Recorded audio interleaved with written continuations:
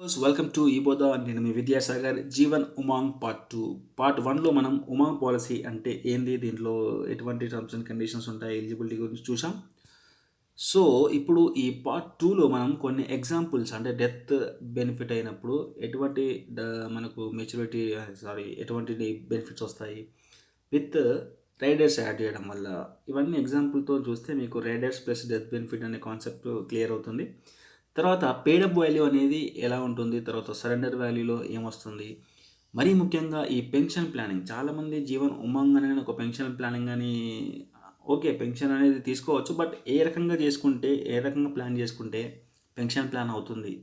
So వీటన్నింటి గురించి మీకు ఇన్ఫర్మేషన్ కావాలి అంటే కంపల్సరీ ఎండ్ వరకు చూడండి. ముందుగా ఒక ఎగ్జాంపుల్ చూద్దాం. ఒక 25 ఇయర్స్ అబ్బాయి 2 lakhs పాలసీ తీసుకున్నాడు, 30 years పీపీటీ పెట్టుకున్నాడు. ఇదానికి ఎంత ప్రీమియం పడుతుంది? మరి ఇతను 25 ఇయర్స్ ఏజ్లో పాలసీ తీసుకుంటున్నాడు కాబట్టి అప్ టు 100 years వరకు రిస్క్ కవరేజ్ అనేది ఉంటుంది. మరి ప్రీమియం చూస్తే కనుక సంవత్సరానికి 6,394 పడుతుంది. హాఫ్ ఇయర్లీ క్వార్టర్లీ చూసుకుంటే కనుక 3,1630 నెలకు రూ. 543 అలా పడుతుంది. దీంతోపాటు జిఎస్టీ కూడా ఉంటుంది. ఫస్ట్ ఇయర్ వచ్చేసి 4.5% ఉంటుంది. సెకండ్ టు లాస్ట్ ఎండ్ వరకు 2.25 వరకు జిఎస్టీ అనేది పడుతుంది ఈ ప్రీమియం మీద. సో మరి ఇక్కడ ఇతను ప్రతి సంవత్సరం ప్రీమియం కడుతుంటూ ఉంటాడు. మరి అలా ఎలా కట్టాలి అంటే, ఎప్పటివరకు కట్టాలి అంటే అతని వయసు 55 వచ్చేంత వరకు కట్టాలి. దాని తర్వాత అతనికి ప్రతి సంవత్సరం 16,000 వస్తుంది. దీన్నే సర్వైవల్ బెనిఫిట్ అంటారు, లేదా మనీ బ్యాక్ అంటారు. దీన్నే పెన్షన్ బెనిఫిట్ అని కూడా అంటారు. మరి ఈ 16,000 ఒక సంవత్సరానికి పెన్షన్ బెనిఫిట్ అంటే ఇది పెన్షన్కి అనుకోవచ్చా అంటే అనుకోలేము. ఎందుకంటే పెన్షన్ అనగానే మనకు రిటైర్మెంట్ అయినప్పుడు వచ్చేటువంటి అమౌంట్ కదా. మరి 16,000తో సంవత్సరానికి తన లైఫ్ నడుస్తుందా అంటే నడవదు. మరి పెన్షన్ ప్లానింగ్ అంటే కాదు. ఎలా చేసుకోవాలనేది పెన్షన్ స్టెప్లో మనం చూద్దాం. ఇక్కడికి ప్రస్తుతానికైతే మనకు 16,000 వస్తుంది 2 లక్షలు తీసుకుంటే. ఎందుకంటే 2 లక్షలకు 8% ఆఫ్ సమ్ అష్యూర్డ్ అంటే 16,000 అవుతుంది. ఇలా ఎప్పటి వరకు వస్తుంది? 100 years వరకు వస్తుంది. 100 yearsలో అతనికి మెచ్యూరిటీ అవుతుంది. అప్పుడు 21,86,000 వస్తుంది. మరి 100 years వరకు ఎవరు ఉంటారు అనే డౌట్ అందరికీ రావచ్చు. బట్ 100 years వరకు కాదు, హోల్ లైఫ్ ఇన్సూరెన్స్ పాలసీ అనేది చాలా లాంగ్ టర్మ్ రిస్క్ ప్రొటెక్షన్ అనేది కల్పిస్తుంది కాబట్టి 100 years అని చెప్పడం జరుగుతుంది. సో మనం ఎప్పుడు డెత్ వస్తుంది అనేది ఎవరు ఎక్స్పెక్ట్ చేయలేము, ఎవరికి తెలియదు. కాబట్టి లాంగ్ టర్మ్లో పెట్టుకుంటే ఎప్పుడు మనకు రిస్క్ అయినా మన డిపెండెంట్స్కి కొంత ఫినాన్షియల్ సపోర్ట్ అనేది ఉంటుంది. అందుకోసమే హోల్ లైఫ్లో 100 years అని చెప్తారు. అంతేగాని 100 years వరకు బతుకుతాం అనేది కాదు కాన్సెప్ట్. మరి మెచ్యూరిటీ అనేది 100 years వస్తుంది కదా, మరి ముందే వస్తే బాగుండు అనేది అనుకుంటే, మీరు ఎప్పుడైతే 55 years తర్వాత మీరు ఏదైతే ఈ మనీ బ్యాక్ టైప్లా లేదా సర్వైవల్ బెనిఫిట్లా తీసుకునే అమౌంట్ ఉంటుందో అది ఒక 5 years తీసుకోండి. అప్పుడు మీకు డబ్బులు అవసరం అనుకుంటే ఈ పాలసీని క్లోజ్ చేసుకునే ఆప్షన్ ఉంటుంది. దాన్నే స్పెషల్ సరెండర్ వాల్యూ అంటారు. అప్పుడు కూడా మంచి రిటర్న్స్ వస్తాయి. లేదా ఒక 5 years 10 years తీసుకొని సర్వైవల్ బెనిఫిట్ తర్వాత మీరు క్యాన్సిల్ చేసుకుంటే మీకు మంచి రిటర్న్ అమౌంట్, లంసమ్ అమౌంట్ కూడా వస్తుంది. అంతేగాని 100 years వరకు వెయిట్ చేయాల్సిన అవసరం లేదు. ఒకవేళ మీకు మనీ నీడ్ ఏం లేదు అన్నప్పుడు మీరు హాయిగా అలానే మీకు వచ్చేటువంటి సర్వైవల్ బెనిఫిట్ తీసుకోవచ్చు. ఆ టైంలో మీరు ఎప్పుడు డెత్ అయినా మీ డిపెండెంట్స్కి ఒక అమౌంట్ అనేది, లంసమ్ అమౌంట్ అనేది వెళ్ళడం జరుగుతుంది. మరి ఈ కేసులో ఏం మనకి ఏం వచ్చిందని చూసుకుంటే ఈ ప్రీమియంకి మొత్తం సర్వైవల్ బెనిఫిట్ కనుక చూసుకుంటే 7,44,000 దాకా రావచ్చు. తర్వాత మెచ్యూరిటీ బెనిఫిట్ అప్పుడు 21,86,000 రావచ్చు. టోటల్గా 28,90,000 అనేది వచ్చే అవకాశం ఉంది. బట్ ఇతను కట్టిన అమౌంట్ కనుక చూసుకుంటే 1,90,820 సో ఇంత అమౌంట్ ఇతను ప్లాన్ చేసుకుంటే ఇతనికి రోజు సేవ్ చేసుకోవాల్సిన అమౌంట్ ఎంత అంటే రూ. 18 కనుక ప్రతిరోజు అతను సేవ్ చేసుకోగలిగితే ఈ రకమైనటువంటి పాలసీ ఈ 25 సంవత్సరాల అబ్బాయి చేసుకోవచ్చు. మరి మీరు 30 years చెప్పారు కదా, మరి మనకు మిగతా టర్మ్స్ ఉన్నాయి, వాటి గురించి ఏంటి అంటే సింపుల్గా వాటి ప్రీమియం చెప్తాను, మిగతా మీరే అర్థం చేసుకోవాలి అంటే బేస్డ్ ఆన్ ఈ ఎగ్జాంపుల్తో. సో ఒకవేళ మనకు 25 years టర్మ్ పెట్టుకుంటే సంవత్సరానికి రూ. 8,080 పే చేయాలి. 20 years టర్మ్ పెట్టుకుంటే 10,972 అనేది. అదే నాకు అంత లాంగ్ టర్మ్ వద్దు, నేను షార్ట్ టర్మ్కి వెళ్ళిపోతా అనుకున్నప్పుడు 15 years అనేది షార్ట్ టర్మ్ ఆప్షన్ మనకు. మరి ఆ 15 years టర్మ్ పెట్టుకుంటే పీపీటీ 16,609 రూపీస్ అనేది పే చేయవలసి వస్తుంది. అంటే టర్మ్ తగ్గించే కొద్దీ ప్రీమియం అనేది పెరుగుతుంది. బట్ ఎవరికైతే మనీ బ్యాక్ వచ్చే టైం వచ్చేటరికి అందరికీ 16,000 అనేది ఈక్వల్గా వస్తుంది. ఎందుకంటే బేస్డ్ ఆన్ మనం తీసుకున్నటువంటి ఇన్సూరెన్స్ కవరేజ్ని బట్టి మనకు 8% వస్తుంది కాబట్టి కట్టే ప్రీమియం అనేది ఎక్కువ ఉండొచ్చు. బట్ లాంగ్ టర్మ్ పెట్టుకుంటే కొంచెం తక్కువ అమౌంట్ కడతాం. షార్ట్ టర్మ్ పెట్టుకుంటే కొంచెం ఎక్కువ అమౌంట్ అనేది కడతాం అంతే. నెక్స్ట్ వచ్చేసి సేమ్ ఎగ్జాంపుల్లో డెత్ బెనిఫిట్ చూద్దాం. మామూలుగా మనకు వచ్చేటువంటి ప్రీమియం ఏంటి, మనకు వచ్చేటువంటి బెనిఫిట్ ఏంటి అని చూసాం. చాలామందికి ఒక డౌట్ ఉంది, మరి 55 ఇయర్స్ తర్వాత ఇంకేమైనా లంసమ్ అమౌంట్ వస్తుందా అంటే లంసమ్ అమౌంట్ ఏం రాదు. మీరు ప్రీమియం కట్టడం అయిపోయిందంటే కేవలం సంవత్సరానికి మీకు 16,000 మాత్రమే వస్తాయి. దాని తర్వాత ఇప్పుడు డెత్ బెనిఫిట్ అనేది చూద్దాం. సేమ్ పర్సన్ కదా, ప్రీమియం కడుతూ ఉన్నాడు. సడన్గా ఒక యాక్సిడెంట్ వల్ల డెత్ అయ్యాడు 29th ఇయర్లో అనుకుందాం. సో యంగ్ కాబట్టి కొంచెం యాక్సిడెంట్గా అయ్యే ఛాన్సెస్ ఎక్కువ ఉంటాయి పాపం. సో ఆ ఏజ్ వాళ్ళకి యాక్సిడెంట్ అయింది అనుకుందాం. అప్పుడు ఇతను తీసుకున్న పాలసీ కవరేజ్ ప్లస్ బోనస్ వస్తుంది. దాంతోపాటు ఎటువంటి డబ్బులు వస్తాయంటే ఈ సిచ్యువేషన్లో డెత్ బెనిఫిట్ అయినందుకు 2,50,000. ఇక్కడ 2,00,000 అనేది కవరేజ్, అతను తీసుకున్న పాలసీ కవరేజ్, 50,00,000 అనేది బోనస్. యాక్సిడెంట్ వల్ల అయింది కాబట్టి ఇంకొక 2,00,000 అదనంగా వస్తాయి. ఎల్ఐసిలో ప్రతి పాలసీకి యాక్సిడెంటల్ డెత్ బెనిఫిట్ ఇన్బిల్డ్ ఉంటుంది. సో యాక్సిడెంట్ అయినందుకు ఒక 2,00,000 ఎక్కువ వస్తుంది. ఒకవేళ యాక్సిడెంట్ కాలేదు, నార్మల్ డెత్ అయ్యాడు, లేదంటే ఏదైనా వేరే అనారోగ్యం వల్ల చనిపోయాడు అంటే కేవలం 2,50,000 వస్తాయి. ఇక్కడ యాక్సిడెంట్ అయింది కాబట్టి ఒక 2,00,000 అదనంగా వస్తాయి. సో టోటల్గా 4,50,000 వచ్చింది. బట్ ఇతను కట్టిన ప్రీమియం కనుక చూసుకుంటే కేవలం 31,970 రూపాయలు మాత్రమే. సో ఇంత షార్ట్ టర్మ్లో అంత ప్రీమియం అతను పే చేసుకుంటే వాళ్ళ కుటుంబానికి ఒక 4,50,000 వరకు అతను ఒక ఫినాన్షియల్ సపోర్ట్ అనేది ప్లాన్ చేసుకునే వాళ్ళు అవుతారు. ఎప్పుడైనా ఇన్సూరెన్స్ అనేది రిటర్న్స్ బేస్ చేసుకొని ప్లాన్ చేసుకోకూడదు. రిస్క్ను అర్థం చేసుకొని మనం లేనప్పుడు మన ఫ్యామిలీకి ఎంత ఫైనాన్షియల్ నీడ్ అవసరం అనే దాన్ని బట్టి మనం ప్లాన్ చేసుకోవాలి. సో అలా ప్లాన్ చేసుకుంటే మీరు కనుక సడన్ డెత్ అయితే ఇటువంటి రిటర్న్స్ అనేది మీ ఫ్యామిలీకి వస్తాయి. సో మరి రిస్క్ అనేది అందరికీ రాకపోవచ్చు. బట్ ఎవరికి వస్తుంది అనేది కూడా ఎవరికి తెలియదు. కాబట్టి అందరూ ఒక రిస్క్ ప్రొటెక్షన్ అనేది ప్లాన్ చేసుకోవడం అనేది మంచి మార్గం. సో మరి ఇతను చనిపోలేదు అనుకున్నాం ఈ కేసులో, ఇంకా డెత్ కాలేదు, సరే ఇంకా సర్వైవ్ అయ్యాడు. సో మరి 55 ఇయర్స్ వరకు ప్రీమియం కట్టాడు. అప్పుడు ఇతనికి 55 కాగానే సర్వైవల్ బెనిఫిట్ రావడం జరిగింది, 16,000.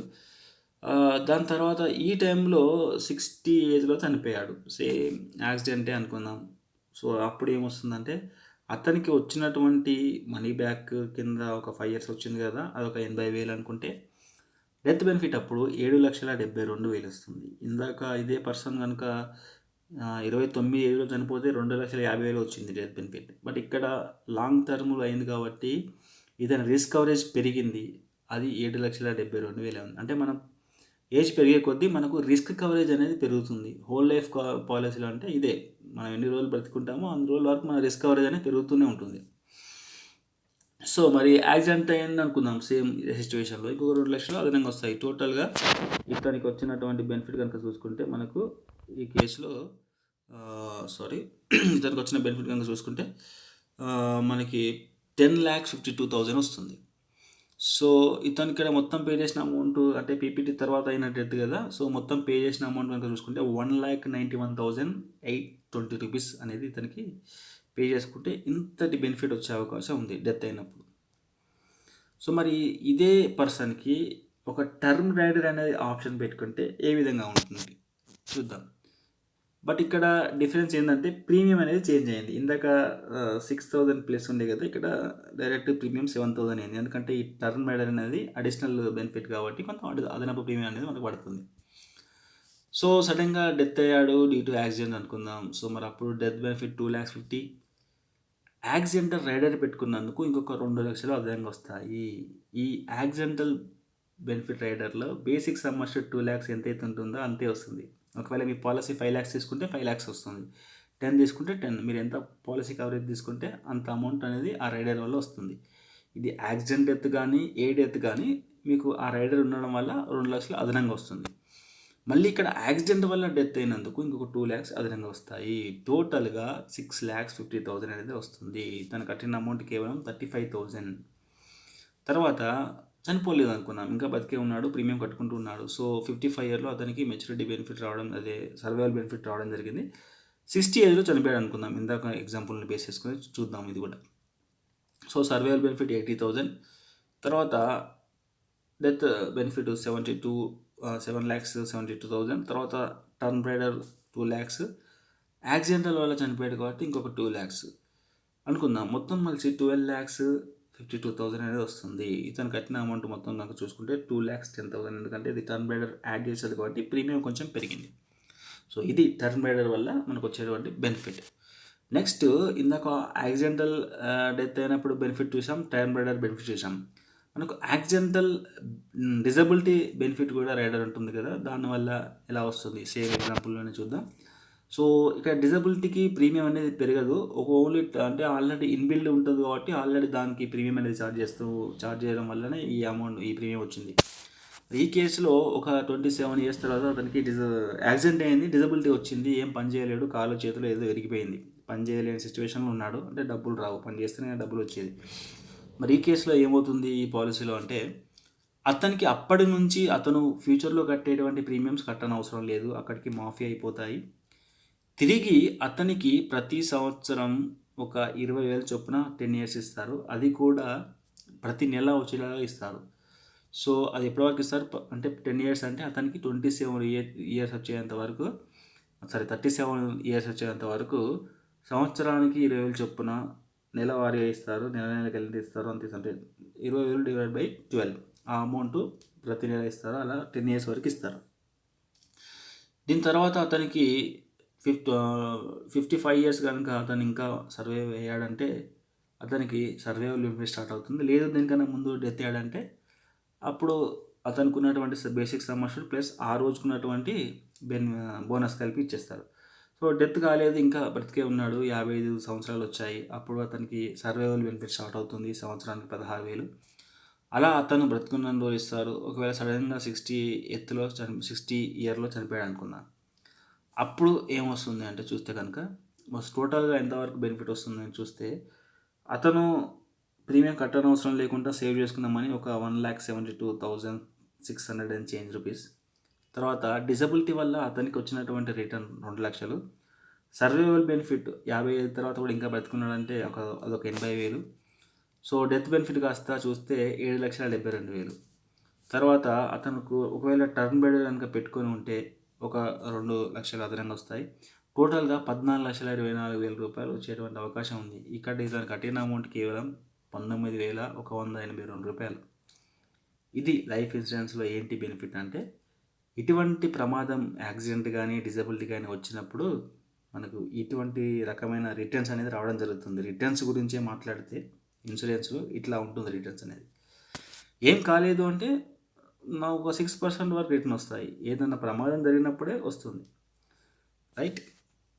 మరి ఇందులో క్రిటికల్ ఇల్నెస్ రైడర్ అని ఇంకోటి ఉంది. మరి ఇదేంటంటే కొంత తీవ్రమైన జబ్బులు ఏదైనా రావడం, దానివల్ల మనం కొన్ని రోజులు చనిపోతామన్న జబ్బులు వచ్చినప్పుడు ఈ రైడర్ పనిచేస్తుంది. ఈ రైడర్ కింద మనకు కొన్ని 15 రకాల రోగాలు ఉన్నాయి. అందులో cancer, heart attack, open heart surgery, kidney failure అనేవి, ఏదైనా ఆర్గన్ ట్రాన్స్ప్లాంటేషన్కి సంబంధించి కావచ్చు, పారాలసిస్, థర్డ్ డిగ్రీ బర్న్స్ అంటే అగ్ని అంటే మంటలతో కాలడం కాదు, ఇది సంథింగ్ స్కిన్కి సంబంధించి ఏదో ప్రాబ్లం. తర్వాత బ్లైండ్నెస్ అంటే చూపు కోల్పోవడం అటువంటివి జరిగినప్పుడు, లేదంటే బ్రెయిన్ ట్యూమర్ ఇటువంటివి వచ్చినప్పుడు ఇమ్మీడియట్లీ ఈ బెనిఫిట్ అనేది స్టార్ట్ అవుతుంది. ఏంటి ఆ బెనిఫిట్ అంటే, సేమ్ ఎగ్జాంపుల్స్తోనే మనం చూద్దాం. 2 lakhs పాలసీ తీసుకున్నాడు కదా, ఇతను 25 yearలో తీసుకున్నాడు. అతనికి అప్పటి నుండి అతనికి పాలసీ టర్మ్ మొత్తంలో ఎప్పుడైనా కానీ ఆ రకమైనటువంటి జబ్బులు కనుక అతనికి వస్తే అతనికి ఇమ్మీడియట్లీగా అతను తీసుకున్నటువంటి బేసిక్ సమ్ అష్యూర్డ్ 2 lakhs అతనికి ఇస్తారు.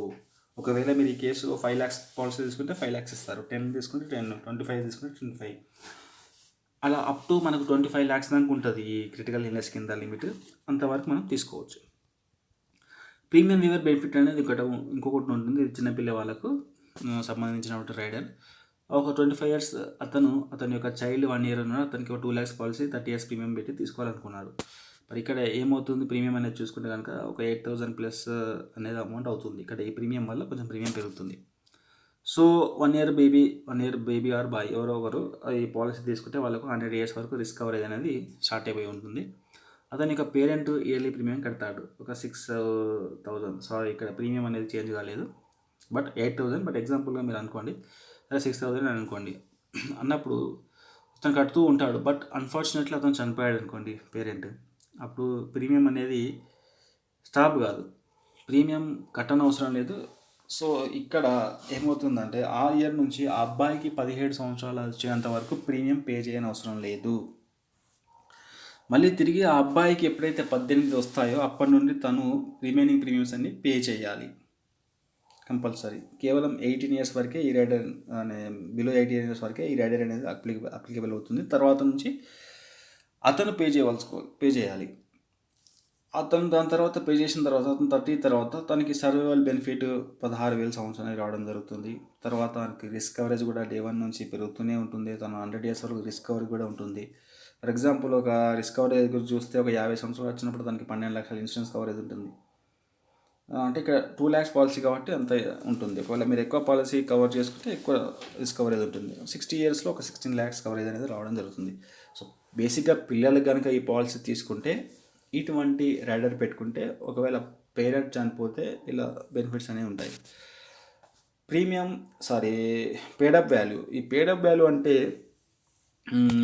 పాలసీ తీసుకున్నాం, కొన్ని రోజులు డబ్బులు ఉన్నాయి, మంచిగానే పాలసీ కట్టాము ఎవ్రీ ఇయర్. తర్వాత కొన్ని ఫినాన్షియల్ ప్రాబ్లం వల్ల మరి ఏదైనా కారణం చేస్తే మీకు డబ్బులు రావట్లేదు, పాలసీ కంటిన్యూ కడదామంటే డబ్బులు లేవు. మరి అప్పుడు పాలసీ క్లోజ్ కాకుండా కంటిన్యూ కావాలంటే ఈ పేడప్ వాల్యూ కింద కన్వర్ట్ అవుతుంది. సో మరి దానికి కింద రావాలి అంటే, ఈ పేడప్ వాల్యూ కింద కన్వర్ట్ కావాలి అంటే మనం కంపల్సరీ 2 సంవత్సరాల ప్రీమియం కట్టాలి. కట్టిన తర్వాత మీరు ఏదో 3వ, 4వ, 5వ సంవత్సరం నుంచి కట్టడం ఆపేస్తే మీ పాలసీ పేడప్ వాల్యూ కింద కన్వర్ట్ అయ్యి క్లోజ్ కాకుండా యాక్టివ్గా ఉండి మీకు వచ్చే బెనిఫిట్స్ మీకు వస్తూ ఉంటాయి. కాకపోతే ఏంటంటే మీరు తీసుకున్న సమ్ అష్యూర్డ్ కన్నా కొంచెం ఆ సమ్ అష్యూర్డ్ అనేది తగ్గుతుంది. అది ఎలా అనేది ఇక్కడ చూద్దాం. మనం ఎన్ని రోజులు అయితే కట్టామో ఆ ఇయర్స్ బై ఎన్ని రోజులు కట్టవలసినటువంటి ఇయర్స్ ఉంటుందో అది చేసి ఇంటూ మనం తీసుకున్నటువంటి సమ్ అష్యూర్డ్ చేస్తే మనకు తగ్గినటువంటి సమ్ అష్యూర్డ్ వస్తుంది. దాన్నే పేడప్ వాల్యూ సమ్ అష్యూర్డ్ అంటారు. సో ఇక్కడ ఒక ఎగ్జాంపుల్ చూద్దాం. ఒక 40 ఇయర్స్ ఉన్న అతను ఒక 25 లక్షల పాలసీ తీసుకున్నాడు, 15 సంవత్సరాల టర్మ్ పెట్టుకున్నాడు. ఒక 6 సంవత్సరాలు కట్టాడు, తర్వాత నుంచి కట్టలేకపోయాడు. సో మరి అప్పుడు ఎంతవరకు ఇతని ఇన్సూరెన్స్ కవరేజ్ అవుతుందంటే 25 లక్షల పాలసీ కాస్త 10 lakhs అవుతుంది. ఇతనికి 10 lakhs పేడప్ సమ్ అష్యూర్డ్ అవుతుంది. సో ఇతను 55 ఇయర్స్ వరకు ప్రీమియం కట్టాడు. బట్ 55 ఇయర్స్లో అతనికి సర్వైవల్ బెనిఫిట్ రావడం స్టార్ట్ అవుతుంది. 80,000 ప్రతి సంవత్సరానికి అప్ టు 100 ఇయర్స్ వరకు వస్తుంది. మధ్యలో ఇతను ఏదైనా డెత్ అయ్యాడు అనుకోండి, సర్వైవల్ బెనిఫిట్ స్టార్ట్ అయ్యి ఎండింగ్ వరకు అతనికి ఆ 10 లక్షలు ప్లస్ అప్పటి వరకు ఉన్నటువంటి బోనస్ కూడా ఇవ్వడం జరుగుతుంది. సో దీనివల్ల మనకు ఈ పేడప్ వాల్యూ వల్ల మనం పాలసీ క్లోజ్ కాదు, కట్టినంత వరకు బెనిఫిట్ అనేది రావడం జరుగుతుంది. సరెండర్ వాల్యూ అనేది ఇంకోటి ఉంది. సరెండర్ అంటే క్యాన్సిల్ చేసుకోవడం. మరి క్యాన్సిల్ చేసుకునే విధానంలో కూడా 2 రకాలు ఉన్నాయి ఈ పాలసీలో. ఒకటి గ్యారెంటీడ్ సరెండర్ అండ్ ఇంకొకటి స్పెషల్ సరెండర్ వాల్యూ. సో ఒక పాలసీ కనుక తీసుకుంటే మనకు పీపీటీ ఉంటుంది, అంటే ప్రీమియం కట్టే ముందు ఒక రకమైన సరెండర్ వాల్యూ ఉంటుంది, ప్రీమియం అయిపోయిన తర్వాత ఒక రకమైనటువంటి సరెండర్ వాల్యూ వస్తుంది. ప్రీమియం కడుతున్నప్పుడు కనుక మనం క్యాన్సిల్ చేసుకోవాల్సి వచ్చినప్పుడు గ్యారంటీ సరెండర్ వాల్యూ లేదా స్పెషల్ సరెండర్ వాల్యూ రెండింటితోని లెక్కలు చూసి ఏ అమౌంట్ అయితే ఎక్కువ వస్తుందో ఆ అమౌంట్ ఇస్తారు. ఆఫ్టర్ పీపీటీ తర్వాత మనకు స్పెషల్ సరెండర్ వాల్యూ అని ఉంటుంది, దాంతో క్యాలిక్యులేట్ చేసి దాంట్లో ఈ స్పెషల్ సరెండర్ వాల్యూ అంటే అప్పటి వరకు ఉన్నటువంటి మన bonus plus some basic sum assured రెండింటిని కలిపి 90% వరకు మనకి ఇస్తారు. సో మరి ఇక్కడ ఈ గ్యారెంటీడ్ సరెండర్ వాల్యూ ఎలా క్యాలిక్యులేట్ చేస్తారంటే మనం కట్టిన టోటల్ అమౌంట్స్ ఇంటూ ఒక ఫ్యాక్టర్ ఉంటుంది ఈ వాల్యూ తెలుసుకోవడం కోసం. మీరు పాలసీ కనుక తీసుకుంటే పాలసీ వెనుక బాండ్లో ఆ నెంబర్ రాసి ఉంటుంది. ఏ ఇయర్ అయితే మీరు క్లోజ్ చేయాలనుకుంటారో ఆ ఇయర్కి మీరు క్లోజ్ చేసుకోవచ్చు. ఆ అమౌంట్ వేసుకొని ఆ అమౌంట్తో క్యాలిక్యులేట్ చేస్తే మీకు ఆ సరెండర్ వాల్యూ వస్తుంది ఆ టైంకి. తర్వాత బోనస్ కూడా ఉంటుంది, బోనస్ కూడా సేమ్ అటువంటి వాల్యూ ఉంటుంది. ఆ రెండింటిని ప్లస్ చేసుకుంటే ఒక సరెండర్ వాల్యూ అమౌంట్ వస్తుంది. తర్వాత జిఎస్వి అనే దాని కూడా ఒక ఫ్యాక్టర్ ఉంటుంది మీకు పాలసీ బాండ్లో. సో పేడప్ మెచ్యూరిటీ, ఇందాక పేడప్ వాల్యూ గురించి చూసాం కదా సంవత్సరుడు, అది ఇంటూ ఆ అమౌంట్ వేసుకుంటే కనుక మీకు 2 వాల్యూస్ వస్తాయి. దీన్ని బట్టి ఏ అమౌంట్ అయితే ఎక్కువ ఉంటుందో అది ఇస్తారు. ఎస్ఎస్వి అంటే అప్పటి వరకు ఉన్నటువంటి basic sum assured plus bonus రెండు కలిపి దాంట్లో 90% వరకు ఇవ్వడం జరుగుతుంది. సో ఇంకొంచెం డీటెయిల్గా నెంబర్స్ చూద్దాం. సో 25 ఇయర్స్ అతను పాలసీ తీసుకున్నాడు. ఒక 30 ఇయర్స్లో క్లోజ్ చేద్దాం అనుకుంటున్నాడు. వితిన్ పీపీటీ అంటే పాలసీ కడుతున్న టైంలో క్లోజ్ చేద్దాం అనుకుంటున్నాడు. అప్పుడు అప్పటి వరకు అతను కట్టిన అమౌంట్ 31,970 రూపీస్ పే చేశాడు. జిఎస్వి కింద క్యాలిక్యులేట్ చేస్తే 15,985 రూపాయలు వస్తుంది. అదే ఎస్ఎస్వి కింద క్యాలిక్యులేట్ చేస్తే 21,580 రూపాయలు వస్తుంది. మరి ఈ కేసులో ఇతనికి ఎస్ఎస్వి అమౌంట్ 21,500 ప్లస్ అనేది రావడం జరుగుతుంది. ఒకవేళ ఆఫ్టర్ పీపీటీ తర్వాత క్లోజ్ చేసుకుంటే అప్పటి వరకు అతను కట్టిన అమౌంట్ కనుక చూసుకుంటే 1,91,820 రూపీస్ పే చేశాడు. మరి ఈ కేసులో అతను క్యాన్సిల్ చేసుకుంటే అప్పటి వరకు అతనికి మనీ బ్యాక్ అనేది రావడం జరుగుతుంది, సర్వైవల్ బెనిఫిట్. అది ప్లస్ అతను ఒకవేళ 60 సంవత్సరంలో కనుక క్యాన్సిల్ చేసుకుంటే 7,57,920 రూపాయలు వస్తుంది. అదే 70 సంవత్సరంలో క్యాన్సిల్ చేసుకుంటే 10,53,000 చేంజ్. 80 సంవత్సరంలో కనుక క్యాన్సిల్ చేసుకుంటే 14,10,320 రూపాయలు వస్తుంది. అంటే ఆఫ్టర్ పీపీటీ మనం ఫస్ట్ స్లైడ్లో చెప్పుకున్నప్పుడు 100 ఇయర్స్ వరకు మనం ఆగాల మెచ్యూరిటీ బెనిఫిట్ పొందాలి అంటే కొన్ని రోజులు మీరు సర్వైవల్ బెనిఫిట్ తీసుకున్న తర్వాత మీకు ఏమైనా డబ్బులు అవసరం ఉంటే క్యాన్సిల్ చేసుకుంటే మీరు కట్టిన అమౌంట్, మీరు తీసుకున్నటువంటి సర్వైవల్ బెనిఫిట్ ప్లస్ ఆ టైంలో వచ్చే అమౌంట్ ఈ విధంగా ఉంటుంది. బట్ అన్ని రోజులు మీకు రిస్క్ ప్రొటెక్షన్ అనేది జరుగుతుంది. సో ఇది సరెండర్ వాల్యూలో వచ్చేటువంటి ఇన్ఫర్మేషన్. మరి ఈ జీవన్ ఉమాంగ్ అనేది పెన్షన్ ప్లానా, అది పెన్షన్ ప్లాన్గా కావాలి అంటే ఎలా ప్లాన్ చేసుకుంటే కరెక్ట్? మనం ఇప్పుడు చూసిన ఎగ్జాంపుల్లో 2 lakhs పాలసీ తీసుకుంటే కేవలం 16,000 సంవత్సరానికి వస్తుంది. మరి 16,000 అనేది సంవత్సరానికి సరిపోతుందా అంటే సరిపోదు. మరి ఏ రకంగా చేసుకుంటే ఈ జీవన్ ఉమాంగ్ పెన్షన్ ప్లాన్ అవుతుందో ఇప్పుడు మనం చూద్దాం. సో దీనికి ఒక ఎగ్జాంపుల్గా చూసుకుందాం. ఒక 35 ఇయర్స్ ఉన్న అతను తన సంవత్సరం ఆదాయం 24 లక్షలు ఉంది. మరి ఈ కేసులో ఇతనికి పెన్షన్ ప్లాన్గా చేసుకోవాలి అంటే ముందు కొంత ఎక్సర్సైజ్ చేయాలి.